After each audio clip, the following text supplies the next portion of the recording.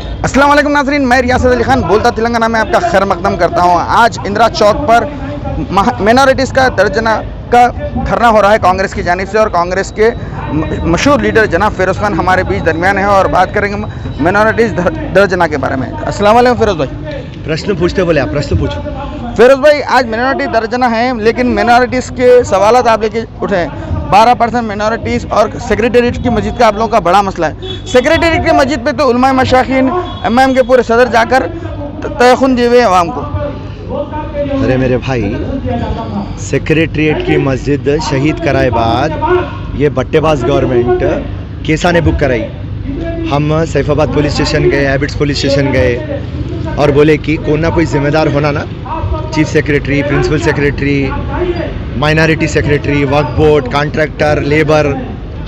तो ये गवर्नमेंट गंगा जमुना तहजीब बोलती और मुसलमानों का हमदर्द बोलती, और आप इनकी दिमाग देखिए हमारे केसीआर साहब का।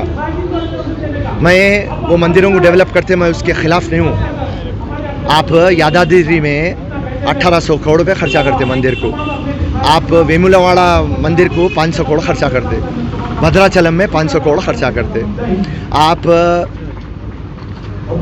रुबात बनाते बोले, अजमेर में नहीं बनाए आप जहांगीर पीरों की दरगाह को 50 करोड़ देते बोले, आप नहीं दिए।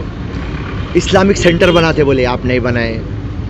खम्मम की मस्जिद शहीद हुई, आप आवाज़ भी नहीं करे। सेक्रेटेरिएट की मस्जिद आप बात भी नहीं करते। एक खाना की मस्जिद आप भूल गए। ये मुख्यमंत्री मुसलमानों के फेवर में हूँ बोलता, मगर एक बट्टेबाज मुख्यमंत्री है। 12% reservation, Waqf board, jobs, loans, fees reimbursement, overseas scholarships, कहा तो भी एक जगह वो मुसलमानों को मदद करा। ओल्ड सिटी को डेवलप करता हूँ, 1000 करोड़ खर्चा करता हूँ, इस्तांबुल बनाता हूँ, उस्मानिया हॉस्पिटल डेवलप करता हूँ, मलकपेट रेस कोर्स को कॉलेज की शक्ल दे देता हूँ, चंचलगुड़ा जेल को हॉस्पिटल बना देता हूँ, मूसी रिवर को डेवलप कर देता हूँ, मेट्रो ला लेता हूँ। अगर से मैं केसीआर के बातें बोलना स्टार्ट करा ना, शाम तक आप पैसा ठहर जाते। तो केसीआर टीआरएस को बोल रहा हूँ मैं आपके चैनल के थ्रू, कौन तो भी एक लीडर मेरे सामने आके बात करो आप कि आप माइनॉरिटी के मसले में कुछ ना कुछ करें क्या।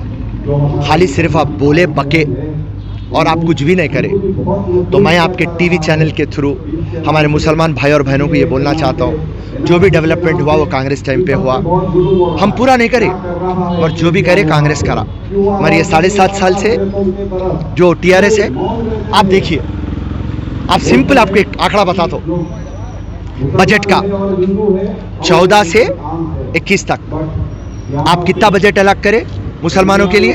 12,000 करोड़। रिलीज कितना करें? 8,000 करोड़। और आप स्पेंड कितना करें? 5,000 करोड़। तो इससे समझ में आ रहा आपको, तेलंगाना का पूरा बजट है 2,25,000 करोड़, और आप दे रहे हैं कितने मुसलमानों को एक साल में? 1,500 करोड़। और आप खर्चा कितना कर रहे हैं? खाली 600 से 700 करोड़। मुसलमानों को सिर्फ आप, हमारा वहाँ पे एक नरेंद्र मोदी है, जुमले का सीएम है, और यहाँ पे हमारा केसीआर है, चुलबुला सीएम है। अब ये चुलबुला सीएम ये वो बातें करके मुसलमानों को गुलगुला बना लिया। तो मुसलमानों का कोई मसला सॉल्व नहीं हो रहा। और रही बात जो बोलते कि स्टीयरिंग मेरे हाथ में है, बराबर बेशक उन्होंने ड्राइवर है, स्टीयरिंग हाथ में है, पर बाद में बाजू केसीआर बैठा हुआ है। केसीआर को ऐसा राज मालूम उनका कि उन्हें आवाज़ नहीं करते वहाँ पे। तो केसीआर लेफ्ट गाड़ी लियो बोल तो लेफ्ट लेते, राइट लियो बोल तो राइट लेते। आज मुसलमानों को किधर लेके चले गए? आज 1 रुपये का डेवलपमेंट नहीं है, परेशान है, नौकरियाँ नहीं है, कारोबार नहीं है। हम गुजारिश करते, ओ मेरे मुसलमान भाई और बहनों, नेक्स्ट इलेक्शन के अंदर आप कांग्रेस पार्टी को पावर में लाओ। जो भी ये रिजर्वेशन लाई, जो भी डेवलपमेंट करी, ये कांग्रेस पार्टी करी। मेहरबानी करके आप लोगों के बातों में मत जाइए, कम से कम अपने लिए नहीं तो नहीं, आने वाली नस्लों के लिए आप मेहरबानी करके। टीआरएस पार्टी जो नाइंसाफ़ी करी, मैं बुला लिया ना उनके लीडरों को डिबेट के लिए, आज 7.5 साल हो गए। और 20 महीने हैं जो 7.5 साल में नहीं करे, वो 20 महीने में क्या करते। तो मेहरबानी करके टीआरएस की हकीकत बताने में आपके सामने आया। जय हिंद, जय कांग्रेस। फिरोज भाई, एक आखिरी सवाल लेके चलते, जैसा कि आपने बताया कि हर साल माइनॉरिटीज़ का से इतना बजट सेंक्शन होता, लेकिन कांग्रेस के एमएलए खुद असेंबली में है, उसके लिए आवाज़ उठाने की ज़रूरत चाहिए थी फिरोज भाई, और माइनॉरिटीज़ के कई एमएलए से असेंबली में। अरे मेरे भाई, कांग्रेस पार्टी कब आवाज़ नहीं उठाई, मगर उसकी आवाज़ कोई सुनने वाला है? ये मेरे को आप एक बात बोलो, आप अगर से आवाज़ उठाना है तो हम तो अपोजिशन है, हमारी आवाज़ कौन सुन रहा? हमारे एमएलएस को तो यूं तो खरीद ले रहे हैं आप बट्टेबाजी कर रहे हैं, और उनके एमएलएस को उनके सामने बात कर सकते? आप बोलो, आपका होम मिनिस्टर बात कर सकता? आपका होम मिनिस्टर गूंगा नहीं है? आपका वक्फ बोर्ड सलीम है तो उन्हें अंगूठा छाप नहीं है? कौन क्या बात करता? कोई नहीं बात करता। केसीआर के सामने कोई बात कर सकता?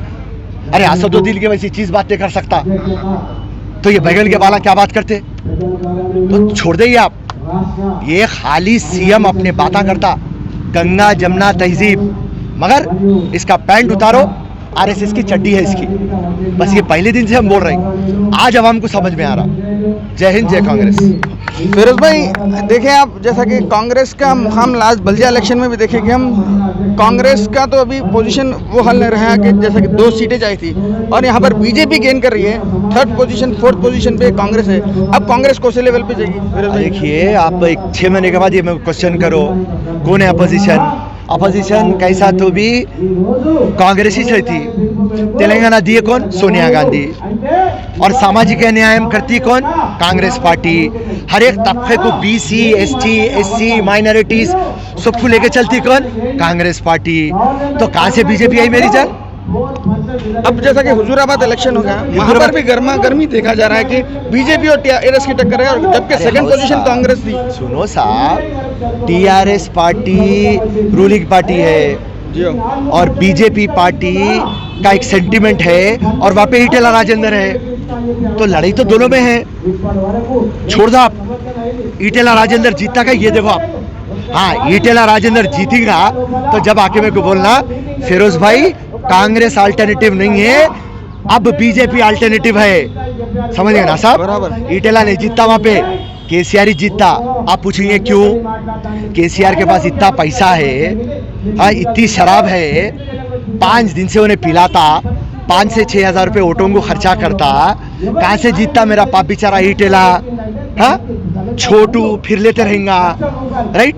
टीआरएस आके उसके पैसे के बलबूते के ऊपर मार के चले जाता चुनाव। तो चुनाव हो गए बाद ये प्रश्न का समाधान देता हूं आपको। फिरोज भाई, ये बात तो हकीकत है कि कांग्रेस हमेशा मुद्दों की सियासत करती, लेकिन पिछले बल्दिया इलेक्शन में देखे कि जैसा कि नफरत की सियासत, जैसा कि सर्जिकल स्ट्राइक वगैरह बातें हुए, और फिर उसके बाद सीट्स ऑटोमेटिक 44 गेन कर ली गई बीजेपी की जानिब से, और कांग्रेस उस मुद्दों की बात करते करते पीछे रह गई।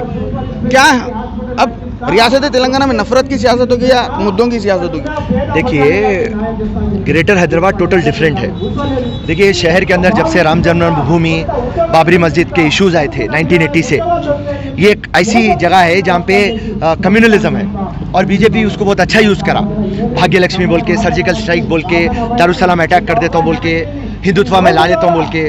तो बंडी संजय जो भी काम करा, अपनी पार्टी की आइडियोलॉजी रख के सही काम करा।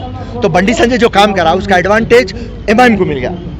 टीआरएस की सीटें चले गए, टीआरएस के जो सीटें आने वाले हैं वो बीजेपी को चले गए, और एमआईएम के सीटें साबित रह गए। तो इसको बोलते हैं पॉलिटिकल पोलराइजेशन। मगर तेलंगाना के 33 डिस्ट्रिक्ट में ये हालात नहीं है। यहाँ के एक डिस्ट्रिक्ट के अंदर थोड़ा हिंदू मुसलमान का चलता, 32 डिस्ट्रिक्ट में नहीं चलता साहब। तो ये जो बीजेपी की स्ट्रैटेजी है, डिवाइड एंड रूल करना, ये आगे नहीं चलता। केसीआर बट्टेबाज है, टीआरएस फालतू है, लोगों को उल्लू बना रही, चीट कर रही, बेवकूफ़ बना रही, आवाम को समझ में आ गया। अब नेक्स्ट आने वाली कांग्रेस है मेरी जान। बराबर।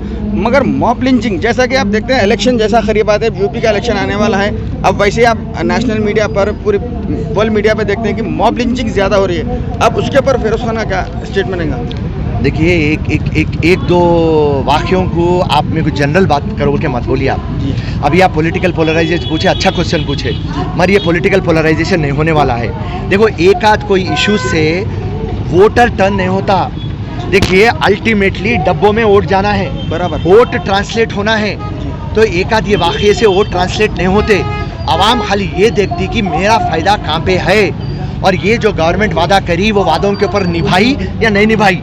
तो वहाँ सेंटर में बीजेपी रहो या स्टेट में या केसीआर रहो या वहाँ लोकल में एमआईएम रहो, तीनों के तीनों एक भी वादा अमल नहीं करे। आज आवाम को अल्टरनेटिव होना, तो आवाम अब जहन बना रही कांग्रेस को इख्तिदारात पे लाने के लिए। जय हिंद, जय तो कांग्रेस। फिरोज भाई आखिरी क्वेश्चन आपसे ये कि आप हमारे चैनल के थ्रू आपके वोटर्स को क्या बोलना चाह रहे हैं? हमारे आपके वोटर्स को ये बोलना चाह रहे हैं, भाई जागिए, सोने का ड्रामा मत करिए। जितने भी लोग आ रहे हैं बट्टेबाज बातें कर रहे हैं, आपको डरा रहे हैं, थोड़ा बहुत पैसा दे रहे हैं, लालच दे रहे हैं, उम्मीद दे रहे हैं और आपको धोखा दे रहे हैं। तो आज जो आपका हाल है वो आपकी वजह से है।